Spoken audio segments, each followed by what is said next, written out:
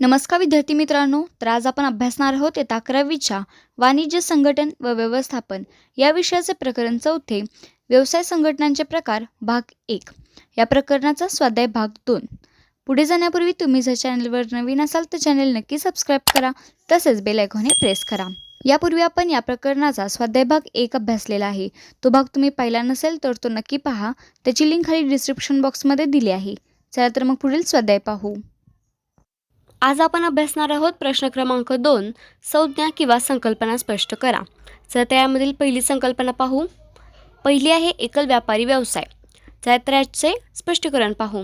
त्यातील पहिला मुद्दा येणार आहे एकल व्यापारी व्यवसायामध्ये एकाच व्यक्तीची मालकी असते। दुसरा मुद्दा आहे एकल व्यापाऱ्याकडे मर्यादित भांडवल व व्यवस्थापकीय कौशल्य असते, म्हणूनच तो स्थानिक बाजारपेठेत कार्य करतो। तिसरा मुद्दा आहे एकल व्यापारी व्यवसाय संघटनेला स्वतंत्र कायदेशीर अस्तित्व नसते। तर शेवटचा चौथा मुद्दा आहे एकल व्यापाऱ्याची व्यवसायातील जबाबदारी ही अमर्यादित स्वरूपाची असते। तर अशा प्रकारे आपण एकूण 4 मुद्द्यांच्या आधारे एकल व्यापारी व्यवसाय ही संकल्पना अभ्यासलेली आहे। पुढील दुसरी संकल्पना आहे भागीदारी संस्था। चला याचे स्पष्टीकरण पाहू। तर स्पष्टीकरणामध्ये यातील पहिला मुद्दा येणार आहे एकापेक्षा जास्त व्यक्तींची मालकी आणि व्यवस्थापन असलेली व्यवसाय संस्था, जिथे सर्व भागीदार व्यवसायातील नफा आणि तोटा तसेच जबाबदारीची वाटणी करतात, तेव्हा त्यास भागीदारी संस्था असे म्हणतात। तर अशा प्रकारे पहिल्या मुद्द्यामध्ये आपण याची व्याख्या पाहिलेली आहे। दुसरा मुद्दा पहा, भागीदारी संस्था स्थापन करणे खूप सोपे असते। भागीदार संस्था स्थापन करण्यासाठी केवळ 2 व्यक्तींची आवश्यकता असते। तिसरा मुद्दा आहे कायद्याच्या दृष्टीने भागीदारी संस्था आणि भागीदार यांचे अस्तित्व वेगळे नाही। तर शेवटचा चौथा मुद्दा पहा, भागीदारी व्यवसायामध्ये खूप लवचिकता असते।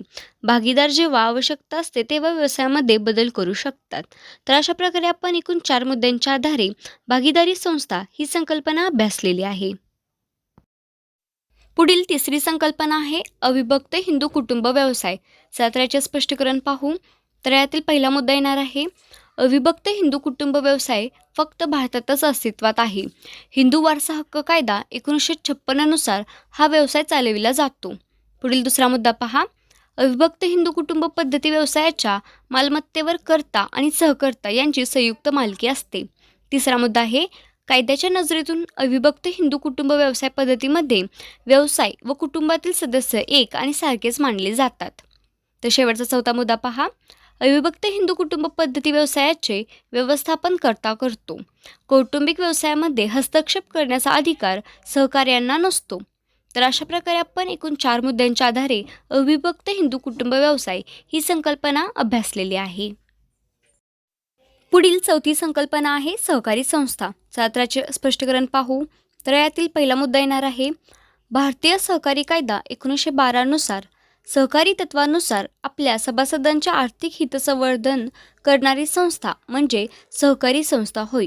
तर या पहिल्या मुद्द्यामध्ये आपण सहकारी संस्थेची व्याख्या पाहिलेली आहे। दुसरा मुद्दा येणार आहे सहकारी संस्था हे व्यक्तींचे संघटन आहे। कोणतीही व्यक्ती संस्थेची सभासद होऊ शकते। सभासदत्व सर्वांना खुले असते। तिसरा मुद्दा पहा, सहकारी संस्थेचे व्यवस्थापन हे लोकशाहीवर आधारित असते। सर्व निर्णय हे बहुमताने घेतले जातात। एक व्यक्ती एक मत हा मतदानासाठीचा नियम असतो। तर शेवटचा चौथा मुद्दा आहे सहकारी संस्थेच्या स्थापनेसाठी किमान 10 सभासद एकत्र येणे गरजेचे असते। तर अशा प्रकारे आपण एकूण 4 मुद्द्यांच्या आधारे सहकारी संस्था ही संकल्पना अभ्यासलेली आहे। पुढील 5वी संकल्पना आहे संयुक्त भांडवली संस्था। याचे स्पष्टीकरण पाहू। तर यातील पहिला मुद्दा आहे संयुक्त भांडवली संस्था ही व्यक्तींनी एकत्र येऊन स्थापन केलेली ऐच्छिक संस्था असून यामध्ये सर्व व्यक्ती भागभांडवलाच्या रूपात योगदान देतात। तर पुढील दुसरा मुद्दा पहा, भारतीय कंपनी कायदा 2013 नुसार प्रत्येक संयुक्त भांडवली संस्थेला नोंदणी करणे सक्तीचे असते। तिसरा मुद्दा आहे संयुक्त भांडवली संस्थेच्या भागधारकांची जबाबदारी मर्यादित स्वरूपाची असते। तर शेवटचा चौथा मुद्दा पहा, संयुक्त भांडवली संस्थेला स्थिर व सातत्यपूर्ण अस्तित्व लाभते। सभासदांच्या अस्तित्वावर कंपनीचे अस्तित्व अवलंबून नसते। तर अशा प्रकारे आपण एकूण 4 मुद्द्यांच्या आधारे संयुक्त भांडवली संस्था ही संकल्पना अभ्यासलेली आहे। पुढील 6वी संकल्पना आहे कर्ता। याचे स्पष्टीकरण पाहू।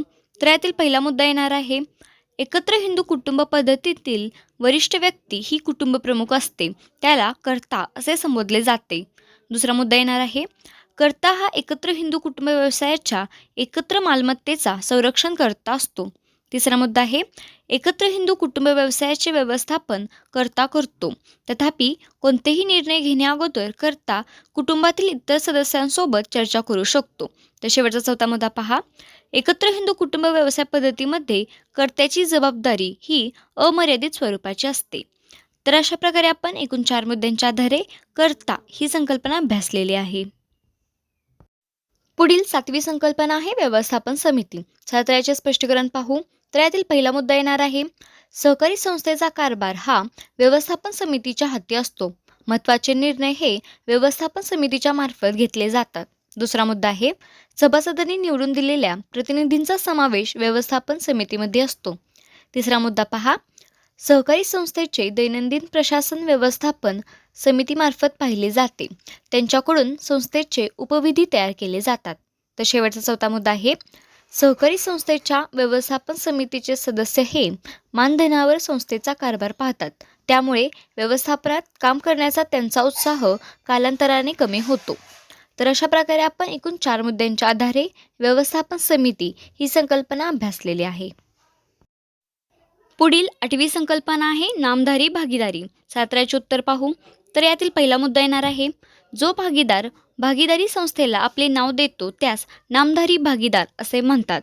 तर दुसरा मुद्दा पहा, व्यवसायात केवळ नामधारी भागीदाराच्या उपस्थितीमुळे बाजारपेठेत अधिक नफा मिळू शकतो किंवा त्याची विक्री वाढू शकते.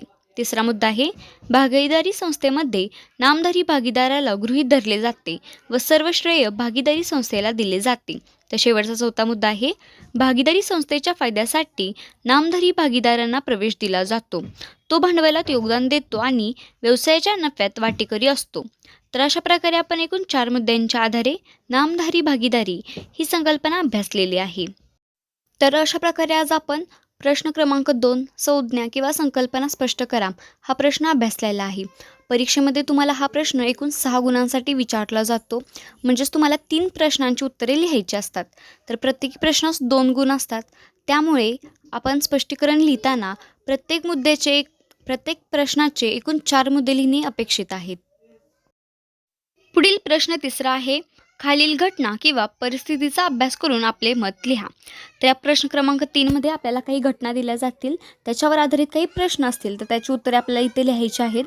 तर चला तर याची पहिली घटना पाहू. तर इथे पहिली घटना दिलेली आहे पहा, श्री रघुनाथ गेली 30 वर्षे व्यापार करतात. त्यांचा धंदा पिढीजात आहे. किरण व नमन हे त्यांचे 2 मुलगे व त्यांच्या बायकासुद्धा त्यांना ह्या धंद्यात मदत करतात. तर ही घटना आपल्याला दिलेली आहे. चला तर या घटनेचे प्रश्न पाहू. तर यातील पहिला प्रश्न आहे, हा कोणता व्यवसाय आहे? तर या प्रश्नाचे उत्तर येणार आहे पहा, हा एकत्र हिंदू कुटुंब व्यवसाय आहे. कारण पहा, रघुनाथ गेली 30 वर्ष व्यापार करत आहेत. त्यांच्यानंतर त्यांची मुले व त्यांच्या बायकासुद्धा या धंद्यात त्यांना मदत करतात. म्हणून हा प्रकार आहे एकत्र हिंदू कुटुंब व्यवसाय. प्रश्न दुसरा आहे, या व्यवसायात रघुनाथना काय म्हणतात? तर याचे उत्तर येणार आहे, या व्यवसायात रघुनाथना कर्ता असे म्हणतात. तर कर्ता कोणाला म्हणतात हे सर्वप्रथम तुम्हाला माहीत असणे आवश्यक आहे.